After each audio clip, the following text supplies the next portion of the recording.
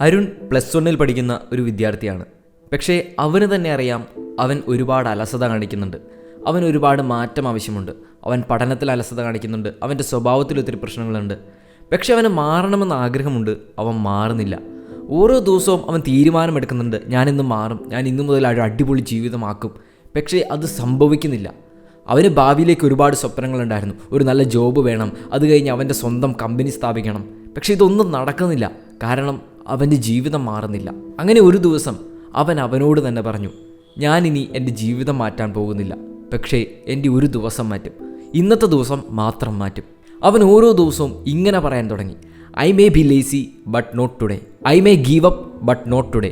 ഇങ്ങനെ ഓരോ ദിവസവും അവൻ പറയാൻ തുടങ്ങി, ഞാൻ അലസലായിരിക്കും, പക്ഷേ ഇന്നത്തെ ദിവസമല്ല.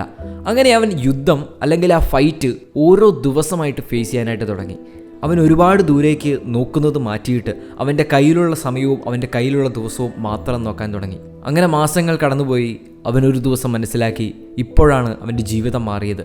അവൻ പോലും അറിയാതെ അവൻ്റെ ജീവിതം മാറി. അവൻ ചെയ്തിട്ടുള്ള ചെറിയ ചെറിയ കാര്യങ്ങൾ ഒരുമിച്ച് വന്ന് അവൻ്റെ ലൈഫിനെ കംപ്ലീറ്റ്ലി മാറ്റുകയായിരുന്നു. ശരിയാണ്, ചെറിയ മൈൻഡ് സെറ്റുകൾ അല്ലെങ്കിൽ ചെറിയ ഹാബിറ്റ്സ് നമ്മുടെ ജീവിതം മാറ്റും. നമ്മുടെ ദിവസങ്ങൾ മാറാൻ തുടങ്ങുമ്പോഴാണ്, നമ്മുടെ ദിവസങ്ങൾ ഇമ്പ്രൂവ് ചെയ്യാൻ തുടങ്ങുമ്പോഴാണ് നമ്മുടെ ജീവിതം ഇമ്പ്രൂവ് ആകുന്നതും നമ്മുടെ ജീവിതം ചേഞ്ച് ആകുന്നതും.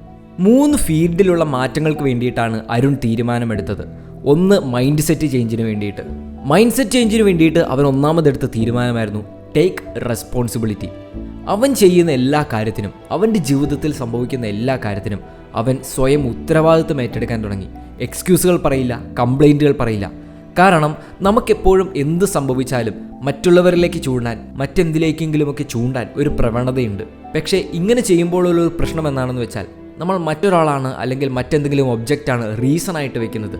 നമുക്കവിടെ ഒരു ശക്തിയില്ല. എന്തെങ്കിലും മാറ്റം കൊണ്ടുവരണമെന്ന് ആഗ്രഹിച്ചാലും നമുക്ക് മാറ്റാൻ പറ്റാത്ത സിറ്റുവേഷൻ പോലെയാണ് അത് നമ്മുടെ മനസ്സിലേക്ക് വരുന്നത്. പക്ഷേ നമ്മൾ ഉത്തരവാദിത്വം ഏറ്റെടുക്കുമ്പോൾ, റെസ്പോൺസിബിലിറ്റി എൻ്റെ കയ്യിലാണ് എന്ന് സ്വയം പറയുമ്പോൾ അവിടെ മാറ്റം കൊണ്ടുവരേണ്ടതും നമ്മളാണ്. ഈ ഒരു മൈൻഡ് സെറ്റ് ചേഞ്ചാണ് അരുൺ ആദ്യം അവൻ്റെ ജീവിതത്തിലേക്ക് കൊണ്ടുവന്നത്. You have got to do it, you have got to change it because you are responsible. രണ്ടാമത് അരുണെടുത്തൊരു തീരുമാനം അവൻ്റെ പ്രൊഡക്ടിവിറ്റി കൂട്ടാൻ വേണ്ടിയിട്ടായിരുന്നു. അതായത് അവൻ്റെ അലസതയെ അതിജീവിക്കാൻ, അവൻ്റെ സമയം ഏറ്റവും നന്നായിട്ട് ഉപയോഗിക്കാൻ. അവൻ്റെ ജീവിതത്തിലേക്ക് നോക്കിയപ്പോൾ ഏറ്റവും കൂടുതൽ മനസ്സിലാക്കിയ ഒരു കാര്യം, രാവിലെയുള്ള സമയമാണ് അവൻ്റെ കയ്യിൽ നിന്ന് ഏറ്റവും സ്കിപ്പായി പോകുന്നത്. Morning makes the difference. ഒരു ദിവസം എങ്ങനെ തുടങ്ങുന്നു എന്നുള്ളതാണ് ഏറ്റവും കൂടുതൽ ഡിഫറൻസ് ഉണ്ടാക്കിയിരുന്നത് എന്നവൻ മനസ്സിലാക്കി. ഒരു ട്രെയിൻ പ്രവർത്തിച്ച് തുടങ്ങുമ്പോഴാണ് ഏറ്റവും കൂടുതൽ എനർജി വേണ്ടത്. ആ ഒരു പ്രവൃത്തിയിലേക്ക്, ആ ഒരു മൂവ്മെൻറ്റിലേക്ക് കടന്നു കഴിഞ്ഞാൽ പതിയെ ആ ഒരു മൊമെൻറ്റത്തിൽ അത് മുമ്പോട്ട് പോയിക്കൊണ്ടിരിക്കും. അതുകൊണ്ട് ദിവസത്തിൻ്റെ ഏറ്റവും ആദ്യത്തെ മണിക്കൂറിൽ എങ്ങനെ സ്റ്റാർട്ട് ചെയ്യുന്നു, എങ്ങനെ മൊമെൻറ്റം ക്രിയേറ്റ് ചെയ്യുന്നു എന്നുള്ളതായി അവൻ ശ്രദ്ധിക്കുന്ന കാര്യം.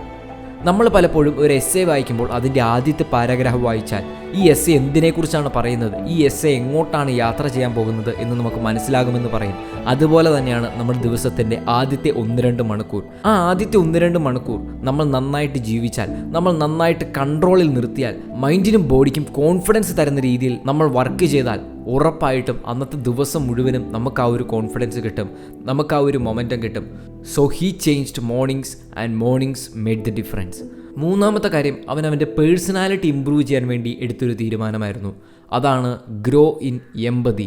പലപ്പോഴും നമ്മുടെ ഈഗോ നമ്മളെ പിടിച്ചു നിർത്തും. മറ്റുള്ളവരെ കുറ്റം പറയാൻ വേണ്ടിയും അവരുമായിട്ട് വഴക്കുണ്ടാക്കാൻ വേണ്ടിയുമെല്ലാം നമ്മൾ പലപ്പോഴും പോകും. പക്ഷേ ഹ്യൂമൻ കണക്ഷൻസ് ആണ് അവൻ്റെ ജീവിതത്തിന് മീനിങ് തരുന്നത് എന്നവൻ മനസ്സിലാക്കി. അവൻ്റെ ഈഗോയ്ക്ക് പുറത്തിറങ്ങി മനുഷ്യരെ കാണാനും അവരുടെ സ്ഥാനത്ത് നിന്ന് ചിന്തിക്കാനും അവനൊരു തീരുമാനമെടുത്തു. അതാണ് എമ്പതി. ആദ്യമൊന്നും അങ്ങനെ ചിന്തിക്കാൻ അവന് പറ്റുന്നില്ലായിരുന്നു. പിന്നെ മനഃപൂർവ്വം അവൻ ഓരോ സിറ്റുവേഷൻ വരുമ്പോഴും മറ്റൊരാൾക്ക് എങ്ങനെ ഫീൽ ചെയ്യും, മറ്റേയാൾ എന്താണ് ആഗ്രഹിക്കുന്നത്, അങ്ങനെയെല്ലാം ചിന്തിക്കാൻ തുടങ്ങി. മറ്റേയാളുടെ സ്ഥാനത്ത് നിന്ന് എന്താണ് ചെയ്യേണ്ടതെന്ന് പലപ്പോഴും ചിന്തിക്കാനായിട്ട് തുടങ്ങി. ഇത് അവന് ഒരുപാട് സുഹൃത്തുക്കളെ നേടിക്കൊടുത്തു. അവനൊരു നല്ല പേഴ്സണാലിറ്റി ബിൽഡ് ചെയ്യാനായിട്ട് ഒരുപാട് ഹെൽപ്പ് ചെയ്തു. നമ്മൾ മനസ്സിലാക്കേണ്ട ഒരു കാര്യം എന്താണെന്ന് വെച്ചാൽ, നമ്മുടെ ചുറ്റുമുള്ള മനുഷ്യരെല്ലാം വ്യത്യസ്തരാണ്. അവർക്ക് ഓരോരുത്തർക്കും വ്യത്യസ്ത സ്വഭാവങ്ങളാണ്. എല്ലാവരുമായിട്ടും നമുക്ക് ഒരുപോലെ പൊരുത്തപ്പെട്ടു പോകാനും ഒരുപോലെ എല്ലാവരും ഇഷ്ടപ്പെടാനും കഴിഞ്ഞെന്ന് വരില്ല. പക്ഷേ ഇതുപോലെ തന്നെ നമ്മുടെ സ്വഭാവവും വ്യത്യസ്തമാണ്. നമ്മളെ ഒരുപാട് പേര് സ്നേഹിക്കുന്നുണ്ട്, നമ്മളെ ഒരുപാട് പേര് ചേർത്ത് നിർത്തുന്നുണ്ട്, നമ്മളോട് ഈഗോ ഇല്ലാതെ പെരുമാറുന്നുണ്ട്. അതുകൊണ്ട് ആ ഒരു ഡിഫറൻസ് അക്സെപ്റ്റ് ചെയ്യാനും ആ ഒരു ഓപ്പൺനെസ്സിൽ ബാക്കിയുള്ളവരുമായിട്ട് ഇടപെടാനും നമ്മൾ പഠിക്കുക എന്നുള്ളതാണ്. അരുൺ ലൈഫ് ചേഞ്ച് ചെയ്തതുപോലെ നമുക്കും ലൈഫ് ചേഞ്ച് ചെയ്യാം. നമ്മുടെ ഡേയ്സ് മാറ്റാൻ തുടങ്ങിയാൽ, റെസ്പോൺസിബിലിറ്റി ഏറ്റെടുക്കാനായിട്ട് തുടങ്ങിയാൽ, നമ്മുടെ മോർണിംഗ്സ് മാറ്റാനായിട്ട് തുടങ്ങിയാൽ, നമ്മുടെ ഈഗോയ്ക്ക് പുറത്തിറങ്ങി എമ്പതി പ്രാക്ടീസ് ചെയ്യാൻ തുടങ്ങിയാൽ, നമ്മുടെ ഓരോ ദിവസവും മാറ്റാൻ തുടങ്ങിയാൽ നമ്മുടെ ജീവിതവും മാറും. Inspiring freak.